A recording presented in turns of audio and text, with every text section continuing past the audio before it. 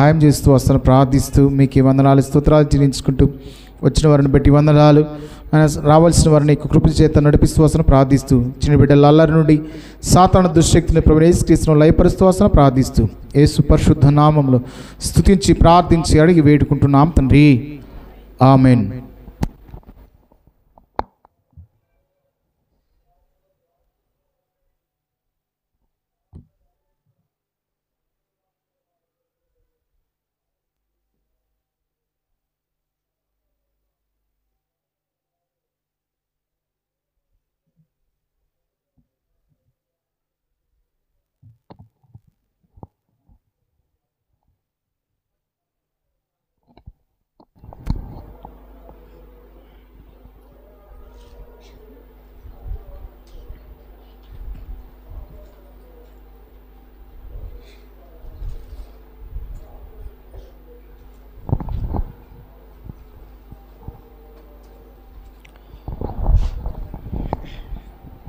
చేరి వచ్చిన వారందరికీ కూడా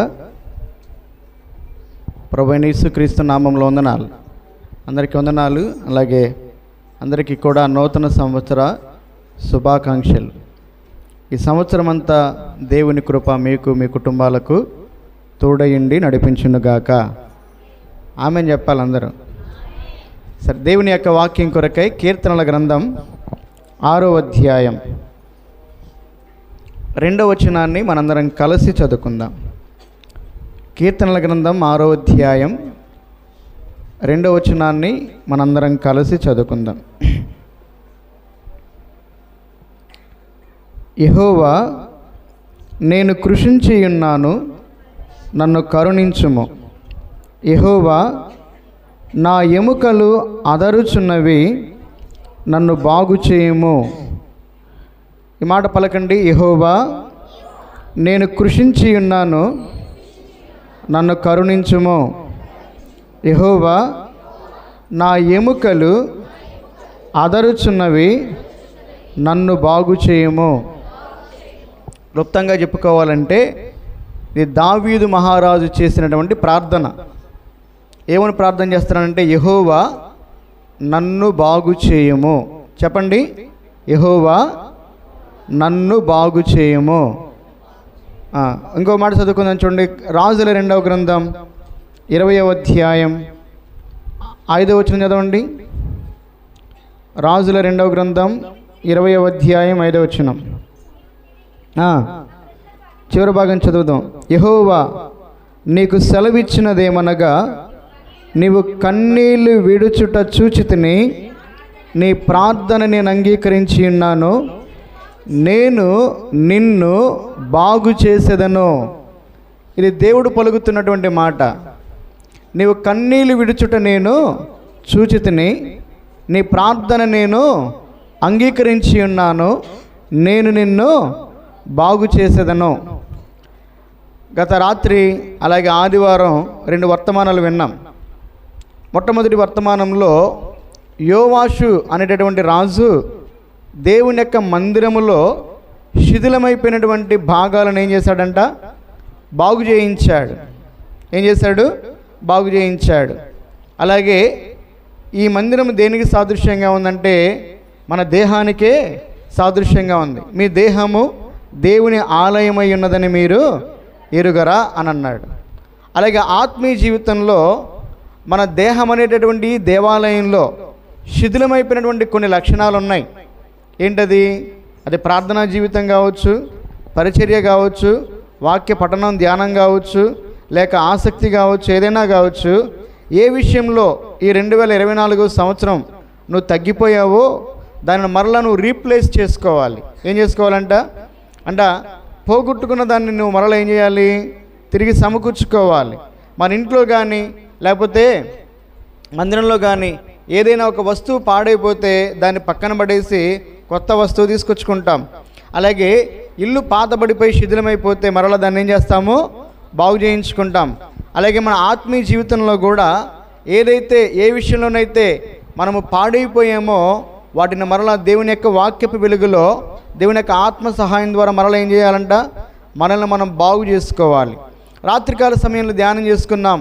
హిజ్కియా అనేటటువంటి రాజు దేవుని మందిరపు తలుపులను తెరిచి మందిరము లోపలికి వెళ్ళి ఆ మందిరాన్ని బాగు చేశాడు. అర్థమైందా? హిజ్కియా అనేటటువంటి రాజు దేవుని యొక్క మందిరాన్ని ఎప్పుడు బాగు చేశాడు? ఆయన రాజు అయినటువంటి మొదటి సంవత్సరం, మొదటి నెల, మొదటి దినమున దేవుని మందిరపు తలుపులను, అంతకుముందు అది ఎట్లాగుందంటే మూత వేయబడి ఉంది. ఎలాగుందంట? మూత వేయబడి ఉంది. ఈయన ఎలా బాగు చేశాడు మందిరాన్ని అంటే, మందిరము లోపల నిషిద్ధమైనటువంటి వస్తువులు ఉన్నాయి. మందిరం అంతా అపవిత్రపరచబడి ఉన్నది. ఎలాగుంది? అపవిత్ర అంటే మందిరము లోపల ఉండకూడనటువంటి వస్తువులు ఉండి ఆ మందిరమును అపవిత్రపరిచున్నాయి. ఇప్పుడు ఈయన ఏం బాగు చేస్తాడు అంటే, మందిరంలో ఉన్నటువంటి నిషిద్ధమైనటువంటి వస్తువులన్నింటినీ తీసి బయట పారవేసి మందిరాన్ని పరిశుద్ధపరిచాడు, లేక మందిరాన్ని పవిత్రపరిచాడు. మందిరం లోపల ఉన్నటువంటి నిషిద్ధ వస్తువులను బయట పారవేయకుండా మందిరం పవిత్రపరచబడదు. మందిరం పవిత్రపరచబడకుండా మందిరం లోపల సేవా కార్యక్రమాలు జరగవు. నా మాట అర్థమైందా మీకు? అలాగే ఈ దేహం అనేటటువంటి ఈ దేవుని యొక్క ఆలయమును కూడా మనం ఏం చేసుకోవాలి? పవిత్రపరచుకోవాలి. ఎలా పవిత్రపరచుకోవాలి? మన దేహము లోపల, మన హృదయం లోపల కూడా నిషిద్ధమైనటువంటివి కొన్ని ఉన్నాయి, ఉండకూడనివి కొన్ని ఉన్నాయి. వాటిని ఏం చేసుకోవాలంట? మనము బయట తీసి పారవేయాలి. బయట తీసి పారవేయాలి. అప్పుడు మనము కూడా మన యొక్క హృదయాన్ని, మన దేహాన్ని ఏం చేస్తాము? దేవుని యొక్క వాక్యపు వెలుగులో ఆత్మ సహాయంతో పవిత్రపరుచుకుంటూ ఉంటాం. అప్పుడే మన యొక్క దేహం అనే ఆలయము దేవునికి యోగ్యంగా మారుతుంది. మన దేహం అనేటటువంటి ఆలయం ద్వారా దేవుని ఆరాధించడానికి, మహిమపరచడానికి ఇది యోగ్యంగా మారుతుంది. అర్థమైందా? కాబట్టి హిజ్కియా దేవుని మందిరము లోపలికి వెళ్ళి మందిరములో ఉన్నటువంటి నిషిద్ధమైనటువంటి వస్తువులను తీసుకొని వెళ్ళి బయట పారవేసి మందిరాన్ని పవిత్రపరిచాడు. ఇప్పుడు నేను ఒక మాట అడుగుతాను, జాగ్రత్తగా వినండి. ఒకవేళ బయట పారవేయకపోతే ఏం జరిగిద్ది? బయట పారవేయకపోతే ఏం జరిగిద్ది? ఏమ్మా, మనం రాత్రి ఏం చెప్పుకున్నాం? మన దేహమే దేవుని ఆలయం అని చెప్పుకున్నాం. నిషిద్ధమైనటువంటి వస్తువులు ఏదైనా మనలో ఉంటే మనం వాటిని ఏం చేయాలంటే మనము కూడా వాటిని బయట పారవేయాలి. పారేయకపోతే రాత్రి చెప్పుకున్న వేటిని పారవేయాలి? ఏమా, చెడ్డ వాటిని బయట పారవేయాలి. మొట్టమొదటిగా చెడ్డ వాటిని బయట పారవేయాలి. నేను ఒక మాట చెప్తాను, జాగ్రత్తగా వినండి. మీరు మంచి ఆహారం తింటారా? మీరే మంచి విలువైన శ్రేష్టమైనటువంటి కూరగాయలు కొనుక్కుంటారు, వస్తువులు కొనుక్కుంటారు, మంచి నూనె కొనుక్కుంటారు. వాటితో ఏం చేస్తారు? ఇంట్లో శ్రేష్టమైనటువంటి ఆహారాన్ని సిద్ధపరచుకుంటారు. ఇది వండుకున్నప్పుడు ఫ్రెష్గానే ఉంటుంది, తాజాగానే ఉంటుంది, తినడానికి రుచిగానే ఉంటుంది.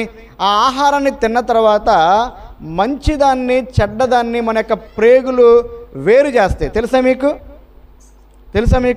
వేరు చేసినప్పుడు ఈ మంచి ఆహారమేమో మన యొక్క శరీరానికి బలముగా మారిద్ది, చెడు ఆహారమేమో వ్యర్థముగా బయటకు వస్తుంది. ఒకవేళ ఆ వ్యర్థం లోపలే ఉండిపోయిందనుకో, మనం ఆరోగ్యంగా ఉంటామా? ఎప్పటికప్పుడు ఆ వ్యర్థం ఏమైపోవాలా? బయటికి వెళ్ళిపోవాలి. తిన్న ఆహారం మంచిదే, కానీ ఆ మంచి ఆహారంలో ఏదో ఉండకూడని వ్యర్థం ఉన్నది. అర్థమైందా? మనం మంచిగానే ఉన్నాం, కానీ మనలో మంచి చెడు రెండూ ఉన్నాయి. నా మాట అర్థమైందా? కానీ ఆ చెడు అనేటటువంటిది దేవుడు మనకి తెలియజేసినప్పుడు ఆ చెడును తీసుకుని వెళ్ళి ఏం చేయాలంట? అది పారవేయాలి. పారవేయకపోతే ఏం జరిగిద్ది? మరలా చెప్తాను వినండి. 2-3 రోజులు మోషన్ కాకపోతే ఏమైద్ది? కడుపులో నొప్పి వచ్చిద్ది, వాంతులు అవుతాయి, నీరసం వచ్చిద్ది, అడ్డం పడతారు. అంటే లోపల ఉన్నటువంటి నిషిద్ధమైనది, వ్యర్థమైనది తప్పకుండా బయటికి పోవాలి. అది బయటికి పోతేనే మనం ఆరోగ్యంగా ఉంటాం. ఒకవేళ అది బయటికి పోకపోతే, రెండవదిగా మంచినీళ్ళు తాగుతాం. ఈ మంచినీళ్ళు మంచిగా తాగుతాం, ఫిల్టర్ నీళ్ళు, ఆ నీళ్ళు, ఈ నీళ్ళని తాగుతున్నాం. ఈ తాగినటువంటి నీళ్ళన్నీ మంచియేనా? తప్పకుండా నీళ్ళలో ఏముంటాయి? మనకి తెలియనటువంటి, కనబడినటువంటి మలినాలు ఉంటాయి. అందుకని దేవుడు మన దేహంలో ఏం చేశాడో తెలుసా? కిడ్నీలు పెట్టాడు. ఏం పెట్టాడంట? ఈ కిడ్నీలు వడబోస్తాయి. ఏం చేస్తాయంట? నీటిని వడబోస్తాయి, రక్తాన్ని వడబోస్తాయి. ఈ రక్తాన్ని వడబోసి రక్తంలో ఉన్నటువంటి మలినమైనటువంటి నీటిని వేరు చేస్తాయి, మంచినీటిని రక్తంలో కలిపేస్తాయి. ఆ నీరు మనకు ఉపయోగపడుతుంది. ఈ వ్యర్థమైనటువంటి మలినమైనటువంటి నీరు ఏమొస్తుందంట? బయటకు వస్తుంది. అర్థమైందా? పాస్ రూపంలో మనం బయటకు పోస్తాం. ఒకవేళ అది బయటకు పోకపోతే ఎప్పుడు బయటకు పోతుందో తెలుసా? నీ కిడ్నీలు సరిగ్గా పనిచేయనప్పుడు. అప్పుడు కిడ్నీ వ్యాధి వచ్చింది, అర్థమైంది, నీకు డయాలసిస్ చేయాలంటారు.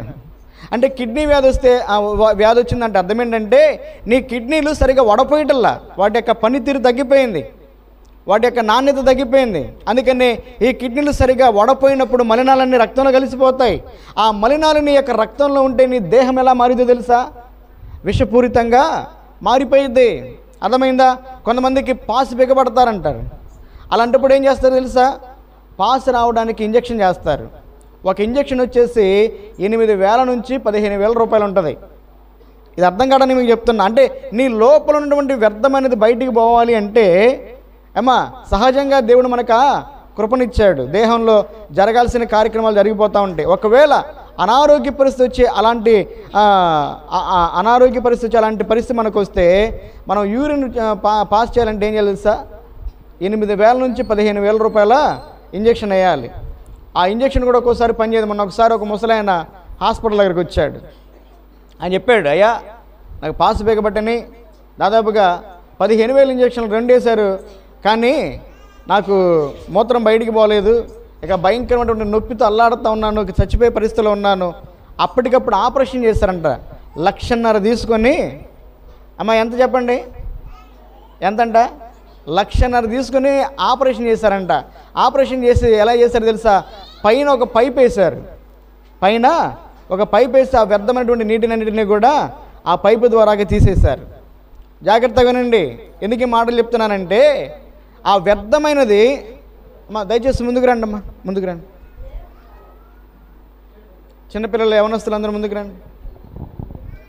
యెహోవా నీ నామము ఎంతో బలమైనది, ఎంతో బలమైనది, ఎంతో ఘనమైనది. యెహోవా నీ నామము.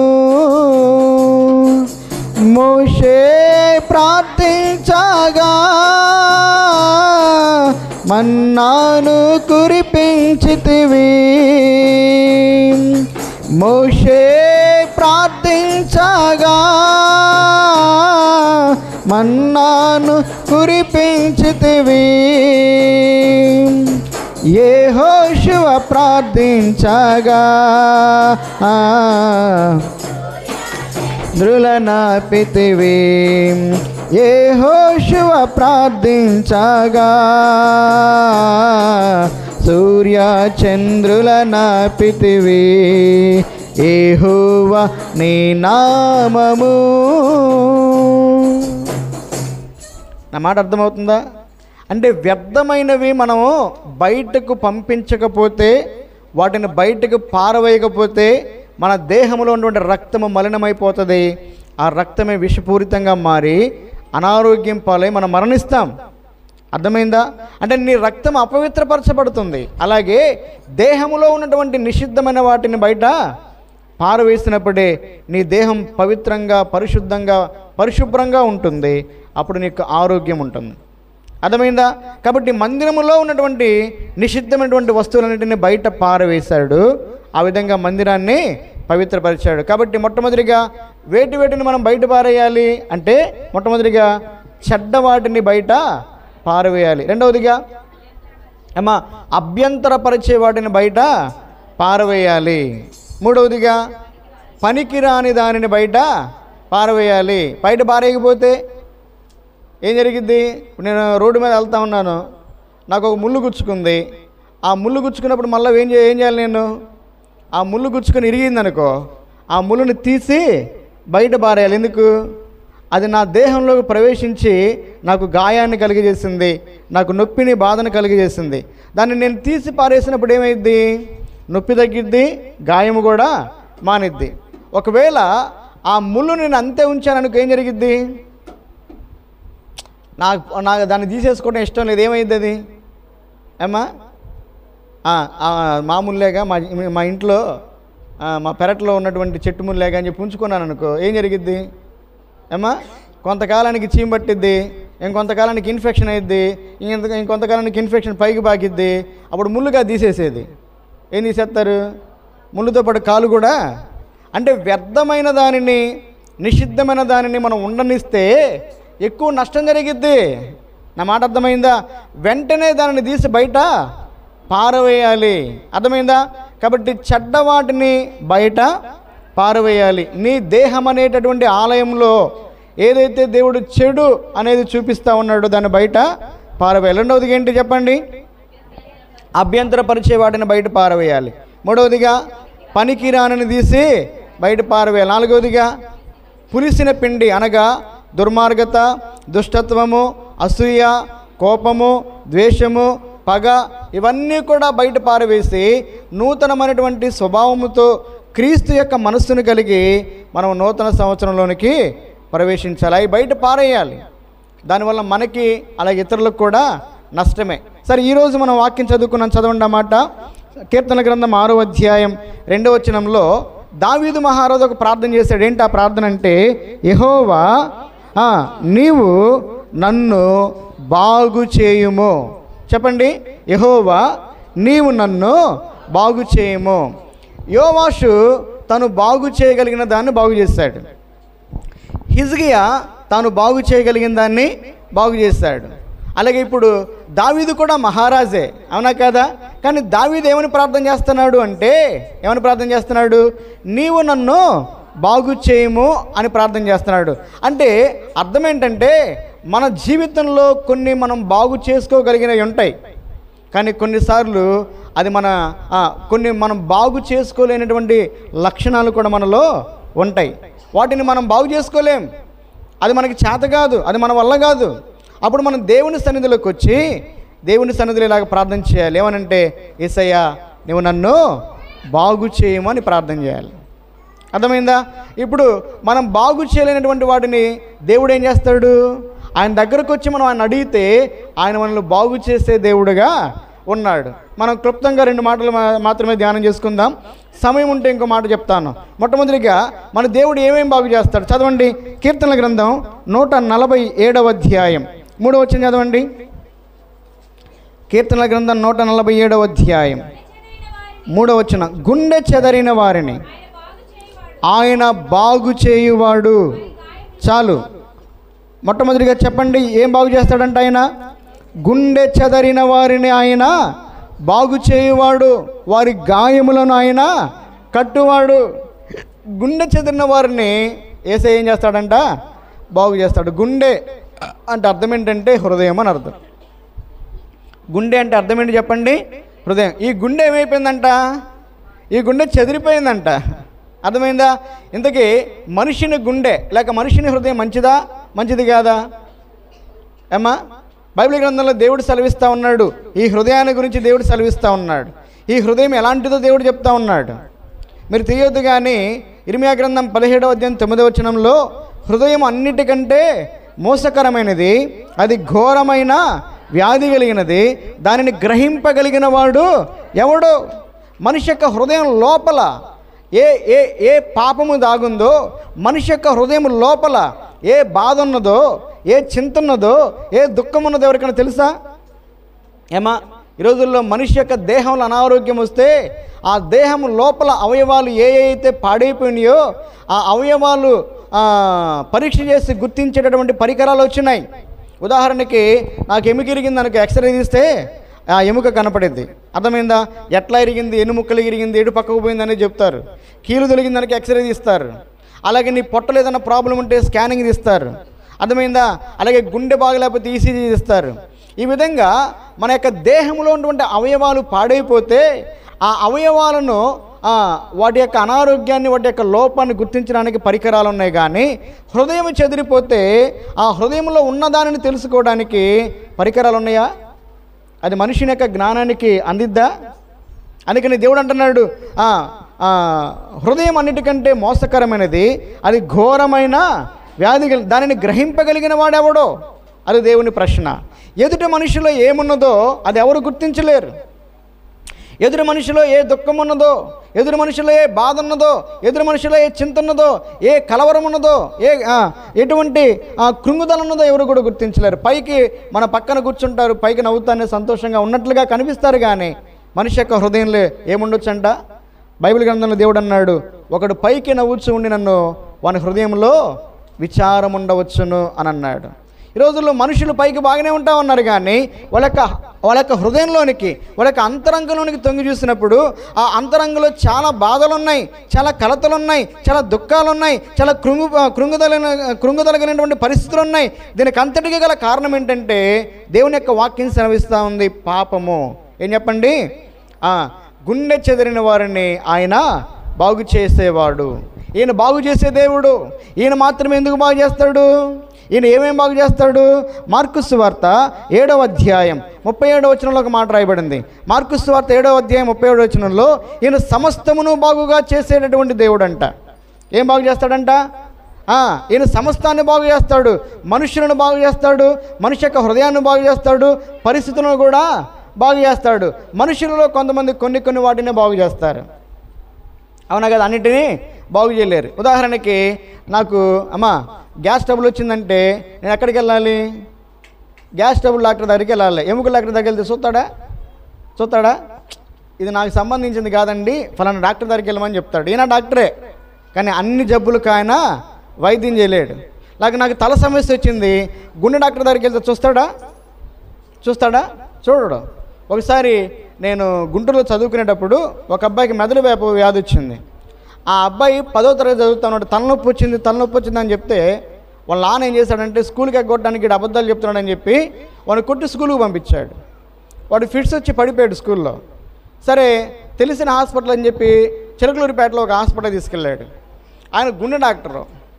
ఇప్పుడు తెలిసిన హాస్పిటల్ ఆయన దగ్గరికి తీసుకెళ్ళినప్పుడు, అయ్యా ఇది నాకు సంబంధించిన సమస్య కాదు, ఇది తల సమస్య, నరాల డాక్టర్ దగ్గరకో లేకపోతే తలకి సంబంధించిన డాక్టర్ దగ్గర తీసుకెళ్ళమని చెప్పాలిగా. ఈయన డబ్బుల కోసం ఏం చేశాడంటే వాడిని తీసుకెళ్ళి ఐసీయూలో పెట్టి 7 రోజులు వైద్యం చేశాడు. 1,50,000 వసూలు చేశాడు 7 రోజులకి. చివరికి వాడు కోమాలోకి వెళ్ళిపోయాడు. కోమాలోకి వెళ్ళిపోతే వాళ్ళు ఏం చేయాలి అర్థం కాక వాడిని గుంటూరు తీసుకొచ్చారు. గుంటూరుకి ఎక్కడ తీసుకొచ్చారంటే చిన్నపిల్లల హాస్పిటల్కి తీసుకొచ్చారు. అక్కడ చిన్నపిల్లల హాస్పిటల్కి కాదు, నరాల హాస్పిటల్కి తీసుకెళ్ళాలని చెప్పి నరాల డాక్టర్ దగ్గర తీసుకెళ్తే ఆ డాక్టర్ గారు అన్నారు, ఈ అబ్బాయికి మెదడు వ్యాపు వచ్చింది అండి అని చెప్పాడు. ఆ అబ్బాయికి వచ్చింది మెదడు వ్యాపు వ్యాధిని ఆయన 7 రోజులున్నా కూడా గుర్తుపట్టలేకపోయాడు. అంటే ఆ డాక్టర్ దానికి తగిన వైద్యుడు కాడు, 7 రోజులు ఆలస్యం చేశాడు. ఈ డాక్టర్ అన్నాడు, అయ్యా మీరు చదువుకున్న వాళ్ళే కదా, పిల్లోడి జీవితాన్ని పాడు చేశారు, ఒక 2 రోజుల ముందు నా దగ్గర తీసుకొస్తే పిల్లోని నేను బ్రతికించి ఉంచేవాడిని, వ్యాధి ఆ లోపల ముదిరిపోయింది, నేనేం చేయలేనన్నాడు. ఆయన కాళ్ళు పట్టుకొని బ్రతికినాడుతాను, అయ్యా ఒక్కడే కొడుకు మాకు ఎంతైనా ఖర్చు పెట్టుకుంటామయ్యా, మా ఇల్లు పొలాలైనా అమ్ముకుంటాం, మా పిల్లోని బ్రతికించమంటే అని అన్నాడు. నేను దేవుణ్ణి కాదు, నా ప్రయత్నం నేను చేస్తాను, డబ్బుల కోసం కాదు, ఆ పిల్లవాడి కోసం ప్రయత్నం చేస్తానని చెప్పి 3 రోజులు ఆయన వైద్యం చేశాడు, కానీ బ్రతకలా, చనిపోయాడు. అంటే ఎక్కడికి తీసుకెళ్లాలో అక్కడికే. అంటే మనుషులు కొన్ని పరిస్థితులు, కొన్ని వ్యాధులు మాత్రమే బాగు చేయగలుగుతారు. అన్ని రకాల వ్యాధుని మనిషి బాగు చేయలేడు. ఇప్పుడు ఈ సెల్ ఫోన్ పాడైపోయింది. ఈ సెల్ ఫోన్ పాడైపోతే ఎక్కడికి తీసుకెళ్ళాలి దీన్ని? మెకానిక్ షాప్ దగ్గర తీసుకెళ్తే బాగా చేస్తాడా? ఎక్కడ తీసుకెళ్ళాలి దీన్ని? సెల్ ఫోన్ షాప్ దగ్గరికే తీసుకెళ్ళాలి.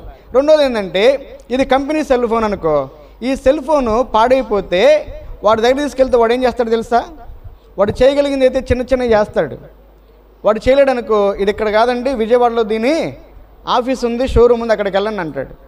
అక్కడికి కూడా వెళ్ళామనుకో, షోరూంలో వాళ్ళకి దీనికి ఇది బాగలేకపోతే దీని యొక్క పరికరాలు లేవనుకో, వాడేమంటాడంటే దీన్ని చేయటం మాకు చేత కాదండి, ఇది ఎక్కడ తయారైందో మ్యానుఫ్యాక్చరింగ్ ఉంటుంది కదా, అక్కడికి పంపిస్తాం, ఒక వారం తర్వాత రండి అంటాడు. అంటే చిన్న సమస్య అయితే బాగు చేసుకోవచ్చు, పెద్ద సమస్య అయితే ఎక్కడ తయారు చేయబడింది అక్కడికే పంపించాలి. అంతకుముందు యాంపుల్ పేరు పాడైంది, నర్సరాపేటలో చూపిస్తే వాడు ఇంకా పూర్తిగా పాడు చేశాడు. దాన్ని గుంటూరు తీసుకెళ్తే వాళ్ళన్నారు, షోరూంలో కొన్న దగ్గర తీసుకెళ్తే వాళ్ళన్నారు, ఇది మేం కాదండి చేసేది, ఆ అహూజా కంపెనీ వాడు రావాలండి, అంటే మ్యానుఫ్యాక్చర్ తయారు చేసినవాడు రావాలి అని అన్నాడు. వాళ్ళు వచ్చి ఏదో బాగు చేస్తారు, తర్వాత అండి ఇది పనికిరాదు ఇంకోటి కొనుక్కోండి అంటే మళ్ళీ కొత్త కొనుక్కొచ్చాం. అర్థమైందా? అంటే కొన్ని రకాలైనటువంటి సమస్యలు మనం బాగు చేసుకోలేము. మనం ఏం చేయాలంట, ఎవరైతే దానికి తగినటువంటి వాళ్ళు ఉన్నారో వాళ్ళ దగ్గరికి తీసుకెళ్ళాలి. అయినా కూడా పూర్తిగా మనల్ని బాగు చేస్తారనేటటువంటి గ్యారంటీ లేదు. ఉదాహరణకి మనకి జ్వరం వచ్చిందనుకో, ఒక 2-3 రోజులు టాబ్లెట్ వేసుకుంటాం, మనకు తెలిసినవి, తగ్గిందనుకో పర్లా, తగ్గకపోతే ఏం చేస్తాం? ఇక ఇది నా వల్ల కాదు, ఎక్కడికి వెళ్ళాలంట? బాగు చేసేటటువంటి వైద్యుడి దగ్గరికి వెళ్ళాలి. అలాగే ఏ వైద్యుడి దగ్గరికి వెళ్ళాలి?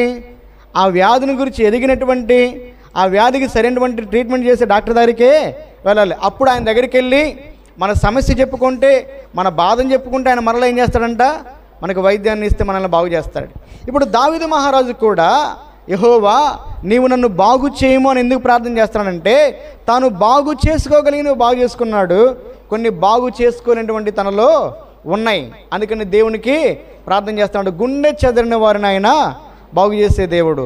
ఈ గుండె చెడిపోతే, ఈ గుండెను బాగు చేసేవాడు భూలోకంలో ఎవడూ లేడు. మరి ఈ గుండె చెడిపోతే దేవుడు మాత్రమే ఎందుకు బాగు చేయగలుగుతాడు? ఏమా, ఈ గుండె కాదు, ఈ గుండెని, ఈ మనిషిని, ఈ మనిషి యొక్క దేహాన్ని, ఈ మనిషి యొక్క హృదయాన్ని, మనస్సును, సమస్తాన్ని సృష్టించినటువంటి వాడు సృష్టికర్త అయినటువంటి దేవుడు. ఆయనే నిజమైన దేవుడు, ఆయనే జీవము కలిగినటువంటి దేవుడు. ఈ మనిషి పాడైపోతే ఈ మనిషిని బాగు చేయగలిగిన వాడు, మనిషి యొక్క హృదయాన్ని బాగు చేయగలిగిన వాడు కేవలం యేసు ప్రభు మాత్రం. ఎందుకంటే మన యొక్క మ్యానుఫ్యాక్చర్ ఎవరు? మనల్ని సృష్టించింది ఎవరు? మనల్ని రూపించింది ఎవరు? మనల్ని తయారు చేసింది ఎవరు? ఆయన. కాబట్టే కొన్ని ఏడ దగ్గర డాక్టర్ల దగ్గర. అందుకని ఎక్కడికి రావాలి? మనం యేసు ప్రభు దగ్గరికి రావాలి. అర్థమైందా? ఏఆర్ స్టీవెన్సన్ గారు ఎంతమంది తెలుసు మీకు? చూస్తుంటారు కదా యూట్యూబ్లో. అయినా పాటలు పాడతాడు బాగా. ఏడి షికామణి గారని వాళ్ళ నాన్నగారు టీచరు జాబ్ చేస్తా మధ్యలో జాబ్ మానేసి పూర్తిగా సంపూర్ణంగా సేవకు వచ్చాడు. దాదాపుగా చాలా విస్తృతమైనటువంటి సేవ చేస్తాడు ఆయన. 26 సంవత్సరాలు దాదాపుగా జీవజలములు అనే ప్రోగ్రాంలో మేము చిన్నప్పుడు ఉన్నప్పుడు రేడియోలో వాక్యం చెప్పేవాడు ఆయన.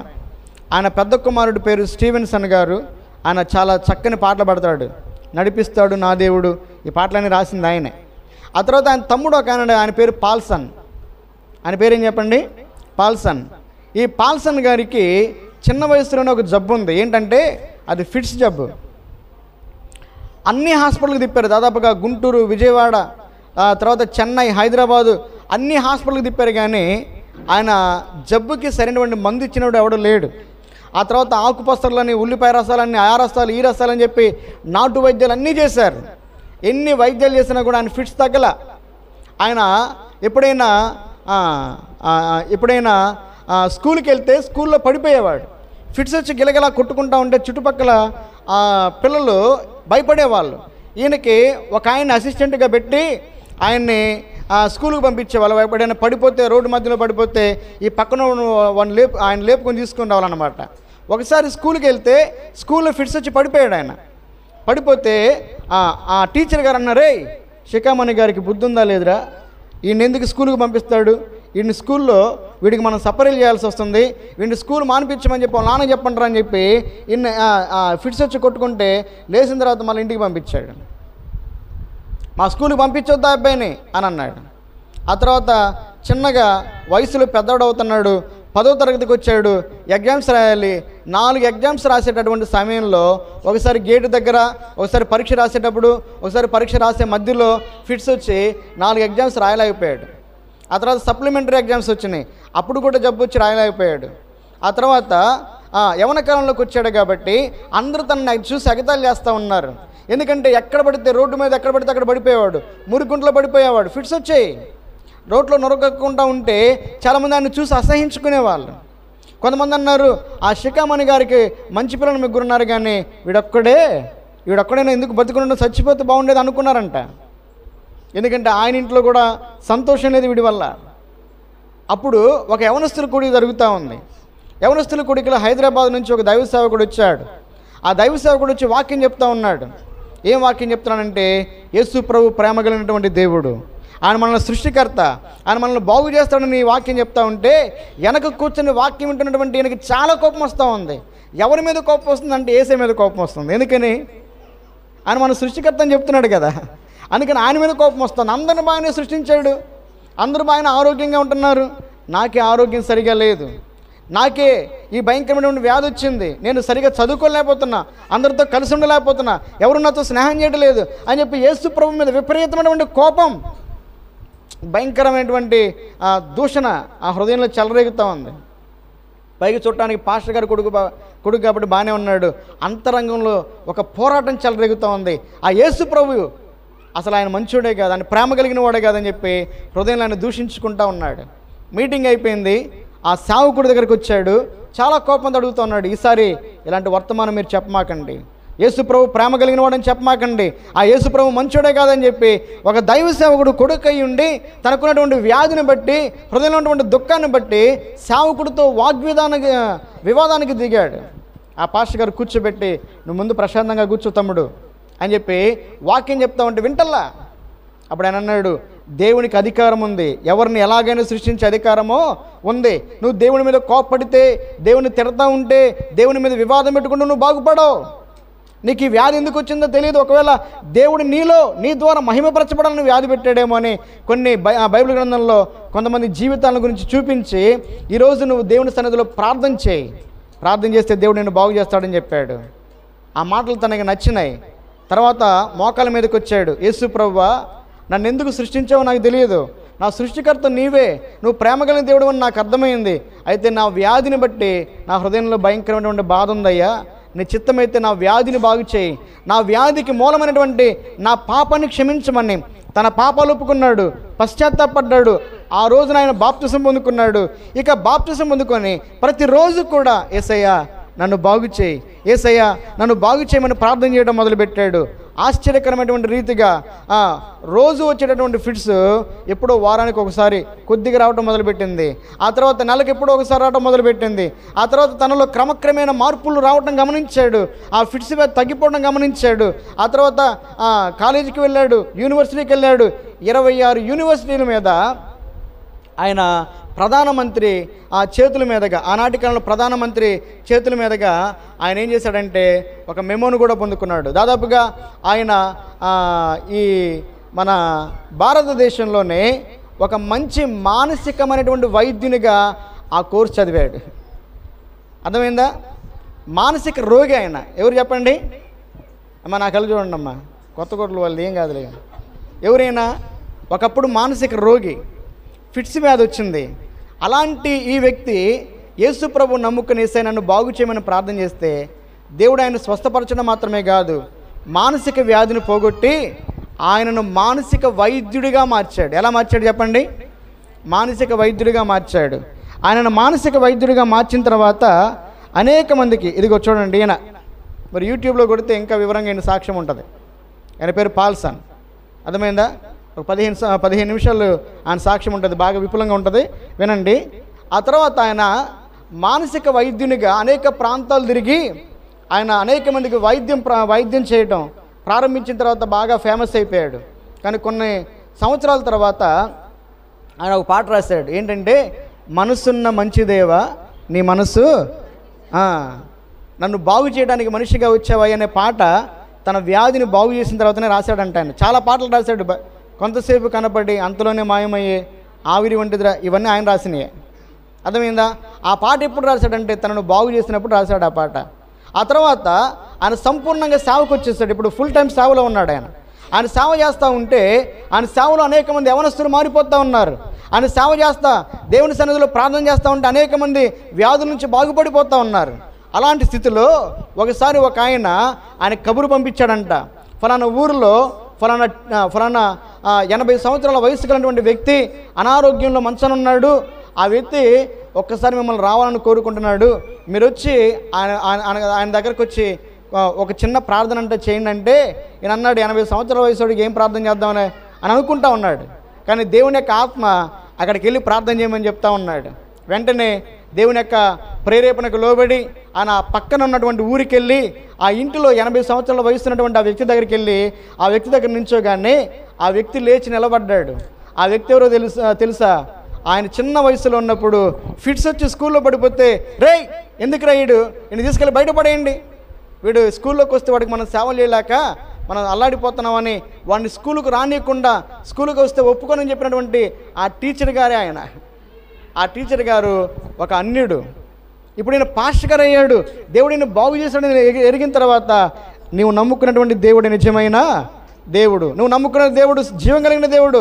పాల్సన్, నీ చెయ్యి నా తల మీద పెట్టి ఒక చిన్న ప్రార్థన నాకు చెయ్య అంటే అప్పుడు కళ్ళల్లో నీళ్లు గారుతా ఆయనకు ప్రార్థన చేశాడు, ఆయనకు సువార్త చెప్పాడు, ఆయన మారు మనసు పొందాడు. ఆయన మారు మనసు పొందినటువంటి సమయంలోనే మనసున్న మంచిదేవ్ అనే పాట ఆయన రాశాడు. బైబిల్ గ్రంథంలో ఈ దేవుడు ఏ దేవుడో తెలుసా? గుండె చెదరిన వారిని, నీ గుండెను నువ్వు బాగు చేసుకోలేవు, నీ గుండెలో ఉన్నటువంటి పాపాన్ని నువ్వు తీసేసుకోలేవు. ఈరోజు నువ్వు కలిగినటువంటి ప్రతి విధమైనటువంటి సమస్యకు, నీ వ్యాధి కానీ, నీ బాధ కానీ, నీ సమస్య కానీ, నీ దుఃఖము కానీ, నీ ఇంట్లో ఉన్నటువంటి అసమాధాన పరిస్థితికి కానీ కారణం నీ హృదయమే, నీ హృదయంలో ఉన్నటువంటి పాపమే. ఆ పాపాన్ని తొలగించుకోవడం నీకు చేత కాదు. ఆ పాపం వల్ల వచ్చినటువంటి శాపాన్ని, సమస్యను తొలగించుకోవడం నీకు చేత కాదు. అవి తీసేసుకోవాలంటే నిన్ను బాగు చేసే యేసు ప్రభు దగ్గరికి నువ్వు రావాలి. ఎక్కడికి రావాలంట? యేసే దగ్గరికి రావాలి. హిజ్కియా అనేటటువంటి రాజు ఉన్నాడు. ఆయనకు భయంకరమైనటువంటి వ్యాధి వచ్చింది. వ్యాధి వచ్చినప్పుడు ఆయన కన్నీరు విడిచి ప్రార్థన, అప్పుడు యేసయ్య ఏమన్నాడు తెలుసా? నీవు కన్నీరు విడిచుట నేను చూచితిని, నీ ప్రార్థన నేను అంగీకరించి ఉన్నాను, నేను నిన్ను బాగు చేసేదను. మన దేవుడు బాగు చేసే దేవుడు. ఒకప్పుడు మనం అలాంటి స్థితిలోనే ఉన్నాం. దేవుడు మనల్ని బాగు చేస్తాడు. పాడైపోయినటువంటి, మోసపూరితమైనటువంటి, చెడిపోయినటువంటి హృదయాన్ని తీసేసి యేసు ప్రభు ఆయన రక్తంతో కడిగి మనకు నూతనమైన, పరిశుద్ధమైన, పవిత్రమైనటువంటి హృదయాన్ని మనకిచ్చి రక్షణ భాగ్యాన్ని కలుగజేసి తన యొక్క మందిరంలో మనల్ని నిలుపుకున్నాడు. రెండవ మాట చదవండి. ఇర్మియా గ్రంథం 3వ అధ్యాయం 22వ వచనం. ఇర్మియా గ్రంథం 3వ అధ్యాయం 22వ వచనం. భ్రష్టులైన బిడ్డలారా తిరిగి రండి, నేను మీ అవిశ్వాసమును బాగు చేసేదను. ఏం బాగు చేస్తాడంట? చెదరని గుండెను బాగు చేస్తాడు. రెండవదిగా అవిశ్వాసాన్ని బాగు చేస్తాడు. అవిశ్వాసం ఉండదా మనలో? యేసు ప్రభువుతో ఉన్నటువంటి శిష్యులకే కొన్నిసార్లు ఏమొచ్చిందంట? శ్రమలలో ఉన్నప్పుడు అవిశ్వాసం వచ్చింది. బాగున్నప్పుడు బాగానే ఉన్నారు. తుఫాను వచ్చింది, అమ్మా దోణి అలల చేత కొట్టబడతా ఉంది, అర్థమైందా? ఆ దోణి మునిగిపోతా ఉంది. యేసు ప్రభు ఏమో నిద్రపోతూ ఉన్నాడు. వెళ్ళి ఏం చేశారు? యేసు ప్రభువా, నీకు చింత లేదా? మేము నశించిపోతున్నామంటే యేసయ్య ఏమన్నాడు తెలుసా? మీ విశ్వాసము ఎక్కడా అన్నాడు. ఏమన్నాడు? మీ విశ్వాసం ఎక్కడా అంటే కొన్ని సమయాల్లో మనలో ఉన్న విశ్వాసం ఏమైందంట? తగ్గిపోయింది. అర్థమైందా? మన అవిశ్వాసాన్ని బట్టి దేవుని యొక్క అద్భుత కార్యాలను మనం పొందుకోలేకపోతున్నాం. మన అవిశ్వాసాన్ని బట్టి దేవుని ఆశ్చర్యకార్యాలను మనం పొందుకోలేకపోతున్నాం. మన అవిశ్వాసాన్ని బట్టి, అపనమ్మకత్వాన్ని బట్టి దేవుని మనం చూడలేకపోతున్నాం. దేవుని యొక్క దర్శనాన్ని మనం చూడలేకపోతున్నాం. కాబట్టి రెండవదిగా మన అవిశ్వాసాన్ని బాగు చేస్తాడు దేవుడు. అర్థమైందా? ఉదాహరణ ఇంకోటి చెప్తాను చూడండి. తోమా అనే శిష్యుడు ఉన్నాడు కదా, ఆయన ఏం చేశాడు? యేసుక్రీస్తు ప్రభువారు ఆయన మరణించి మరలా 3వ దినాన్ని తిరిగి లేచి పునరుద్ధరణై సజీవునిగా మాకు కనపడ్డాడని పేతురు ఆయన శిష్యులు చెప్తా ఉన్నారు. అలాగే మరియ మగ్దలేని మరియ చెప్తా ఉంది. కానీ ఈయన అంటున్నాడు, నేను నమ్మను. ఒకవేళ ఆయన నాకు కనపడినా, నా ఎదురుగా కనపడినా నేను నమ్మను. ఆయన నేను నమ్మాలంటే ఆయన చేతిలో గాయాలు నేను చూస్తేనే, ఆయన పక్కలో గాయం నేను చూస్తేనే ఆయన బ్రతికి వచ్చాడని, సజీవుడిగా పునరుద్ధరణగా వచ్చాడని, తిరిగి లేచాడని నమ్ముతానన్నాడు. అప్పుడు యేసు ప్రభు రెండవసారి మరలా మేడగదిలో ఏం చేశాడంట? మరలా ఈ తోమాను ప్రేమించి తోమా కొరకే మరలా ప్రత్యక్షతను అనుగ్రహించాడు. యేసయ్య ఏమన్నాడు తెలుసా? తోమా రా, ఇదిగో నా చేతుల గాయాలలో నీ వ్రేలు పెట్టి చూడు, నా పక్కలో గాయంలో నీ చేయి పెట్టి చూడనగానే అప్పుడు తోమా ఏమన్నాడు? నా ప్రభువా, నా దేవా అని పశ్చాత్తాపడ్డాడు. యేసు ప్రభు దేవుడా కాదా? ఏమా అక్కడ రాయబడిన మాట. తోమా ఏమన్నాడు? నా దేవా అన్నాడు. అర్థమైందా? కాబట్టి యేసుక్రీస్తు ప్రభువారు ఏ దేవుడు అంటే అవిశ్వాసాన్ని బాగు చేసే దేవుడు. తోమాతో అన్నాడు, అవిశ్వాసివి కాక విశ్వాసిపై ఉండమన్నాడు. చూసి నమ్మిన వారి కంటే చూడక నమ్మిన వారు. ఇప్పుడు తోమా యొక్క అవిశ్వాసాన్ని యేసే బాగు చేశాడా లేదా? బాగు చేశాడు. మీకు విషయం చెప్తాను, జాగ్రత్తగా వినండి. మన భారతదేశానికి యేసు ప్రభువుని గురించినటువంటి సువార్తను మోసుకొచ్చింది ఎవరంటే యేసు ప్రభు శిష్యుడు అయినటువంటి తోమానే. ఆయన మొట్టమొదటిగా కేరళ రాష్ట్రానికి వచ్చాడు. కేరళ రాష్ట్రానికి వచ్చి ఆయన తన పడవ దిగి మన భారతదేశం మీద అడుగు పెట్టగానే ఆడన్న కొన్ని పరిస్థితులు చూశాడు. ఆడన్నటువంటి కేరళ బ్రాహ్మణులు ఏం చేస్తూ ఉన్నారంటే సూర్య నమస్కారం చేస్తారు. ఉదయాన్నే వెళ్ళి ఏం చేస్తారు?